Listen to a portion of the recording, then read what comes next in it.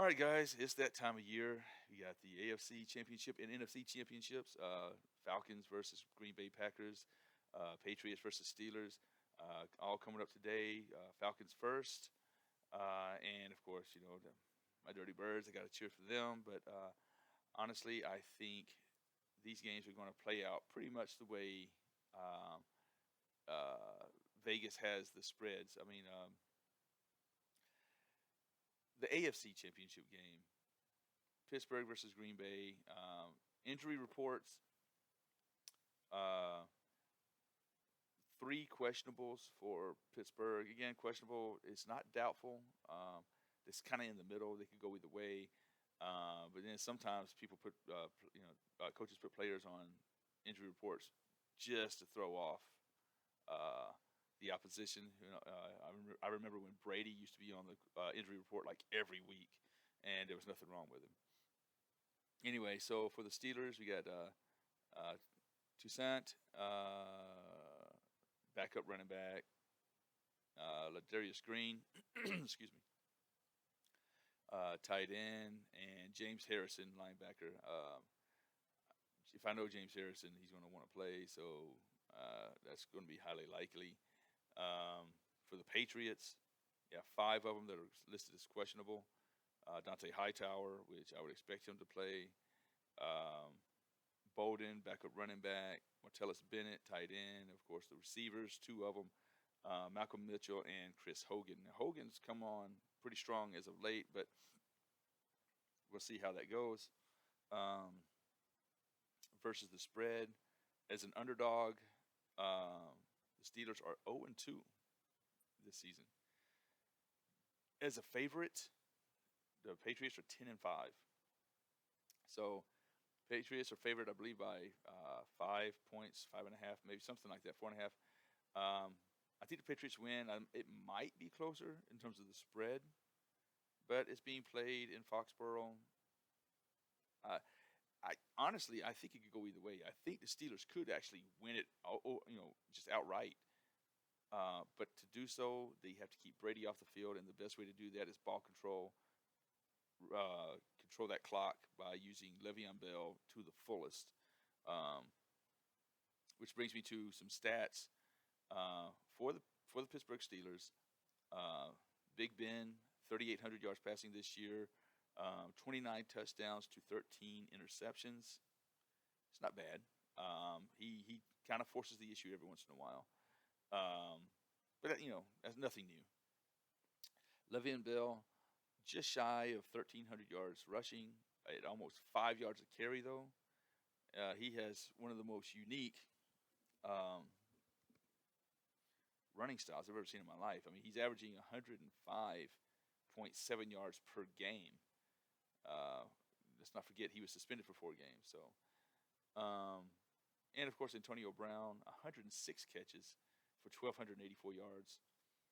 So those three guys there, in order for them to win, Ben and Antonio Brown have to be efficient. They don't have to go nuts. They just have to be efficient. And Le'Veon Bell, though, I really think that they need a lot of him. And like I said, slow the game down. Fewer possessions. Keep Brady off the field. As far as the Patriots, Brady, again, he missed his 4 games from suspension also. 35, 54 passing, 28 touchdowns, 2 interceptions. Julian Edelman is the leading receiver for the Patriots with 1,100 yards receiving on 98 catches, so a lot of shorter passes. He's kind of a slot receiver, so a lot of those underneath passes. Like Garrett Blunt, 1,100 yards rushing. So, I think it's going to come down to I think the two defenses, both of them have great players, but both defenses are not necessarily great on their own as a whole. So I think that'll kind of cancel each other out, and it's going to come down to both offenses.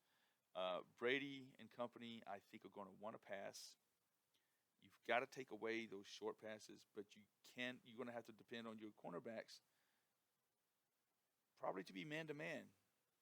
Sometimes, to really, if they do, you got to really stay on the receivers. Um, I don't, um, Patriots don't have that downfield threat like they used to have. So I don't really see a lot of problems down the field. So if you cover 10 yards and in, but do it well, that's going to be the thing. But you got to find a way to get pressure on Brady while still having enough in coverage. Um, Big Ben is going to be, the Pittsburgh Steelers, they're a little more balanced. So they do have a downfield threat in Antonio Brown. You got to get pressure on Big Ben, but Big Ben is such a big guy. It's hard to really frustrate him. And with Le'Veon Bell, pick your poison. Pass rush or do you stop the run, stack the box, or go out and drop into coverage. So it's going to be a little chess match, so to speak, going on. I think the Steelers could win this outright. In order to do so, like I said, you're going to have to keep Brady off the field, use a lot of Le'Veon Bell. But I think the Patriots still pull it out. I just don't know if they cover the spread or not, but it's going to be close either way. It's not going to be a blowout or anything like that. But I also think that they will score probably under, I think it's 50 and a half. Because if it gets over that, then there's probably going to be a shootout. If it's a shootout, then it's going to be a bigger win for the Patriots. So, all right, now the NFC. Aaron Rodgers, 4,400 yards passing, 40 touchdowns, 7 interceptions. Matt Ryan, 4,944 yards passing, so 500 or more yards passing. 38 touchdowns, so just 2 fewer, and 7 interceptions. So the same number of interceptions. Aaron Rodgers, everybody hypes him up, 65.7% passing. Matt Ryan, 70% passing. Again, the man is really stepped it up this year. Again, in the past, Matt Ryan's numbers were inflated because we always had to play from behind. Not so much this year. I mean, the numbers are there because there's a great receiving core. The offensive line is playing better, but also we don't have a great running back. But what we do have is a really, really, really good tandem with Coleman and Freeman. Freeman had almost 1,100 yards rushing, and Coleman with 520, but 4.8 rushing for Freeman and 4.4 for Coleman. Anything over 4 yards, and that's really good. But what really sets them apart, though, too, is when they get involved in the passing game. Over 400 yards for each of them in the passing game. A little bit different backs between the two of them. Coleman's a little more of a downhill kind of guy, even though they're not. Neither one of them is really big. But Freeman is more of a shifty kind of player. Then, of course, we get to the the receiving core. Julio Jones. He had 3 or so games that he missed due to injury. Still had 83 receptions and 1,400 yards receiving. Coming behind him is Sanu with 650 yards receiving, and Taylor Gabriel, who I think will be the X factor in this game, almost 580 yards receiving. He is so fast, man. He's kind of like the Falcons version of Tyreek Hill for the Kansas City Chiefs. So I think this game, the Falcons do cover the spread, which I think is 5.5. I think it'll be a lot of points scored because Aaron Rodgers and company, even without Eddie Lacy, they find a way to make it happen. I mean, Montgomery's still a threat, in my opinion, that you cannot take him lightly. I mean, he averages almost 6 yards a carry, which is insane. But you've got to cover him. You've got to make sure that they stay in check. You got to get pressure on Aaron Rodgers, but you cannot let him just run free outside the pocket because that's when he makes a lot of stuff happen. Um, Injury reports, nothing to report for the Falcons. Everybody's playing in this game. Last game in the Georgia Dome ever because we're moving over to the Mercedes-Benz Stadium next season. Um, so I expect the crowd to be into this. The one thing that scares me is that versus the spread, Green Bay is 3-1 as the underdog, and the Falcons are 4-5. So, but we are at home. We've played very well at home. We've played very well late as of late. Rodgers is not Roger. Matt Ryan's going nuts right now. The players are healthy. Julio Jones still has that turf toe, but it's not bothering him as much. They rested him most of the week. Questionables for Green Bay. There's 5 of them. Jordy Nelson is questionable. Christine Michael, running back. Morgan Bennett, safety, and 2 more receivers, Adams and Allison, are both questionable. If Jordy Nelson does not play, obviously that bodes well for the Falcons.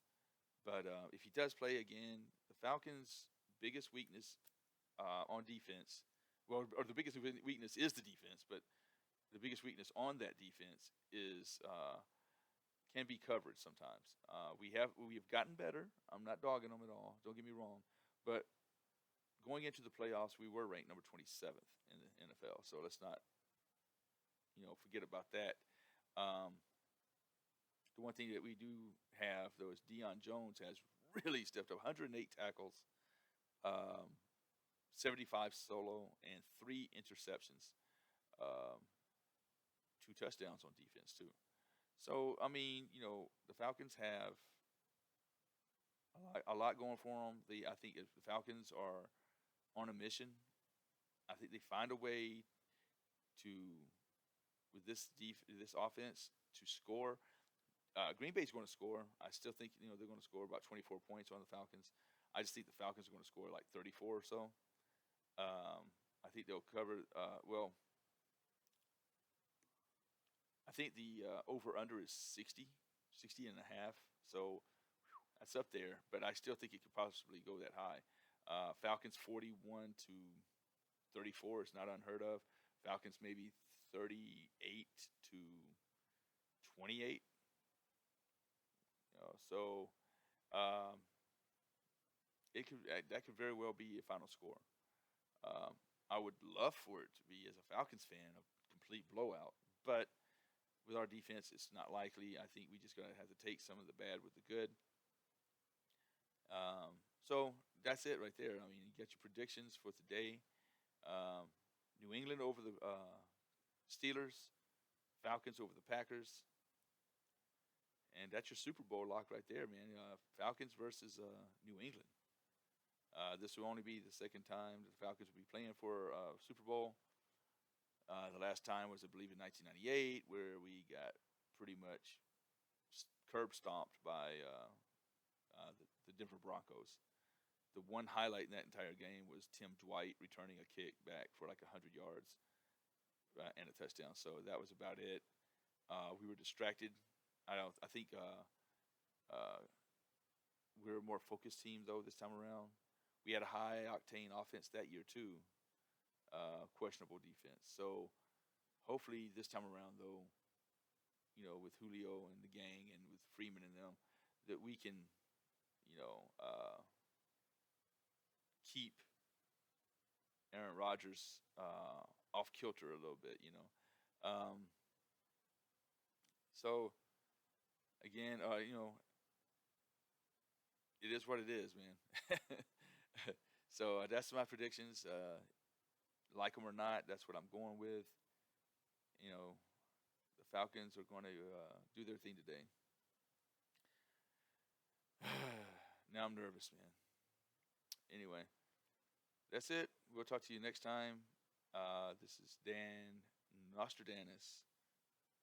I have spoken, so let it be so. And we'll talk to you next time. Until then, be good. Rise up, Falcons, and let's get this done.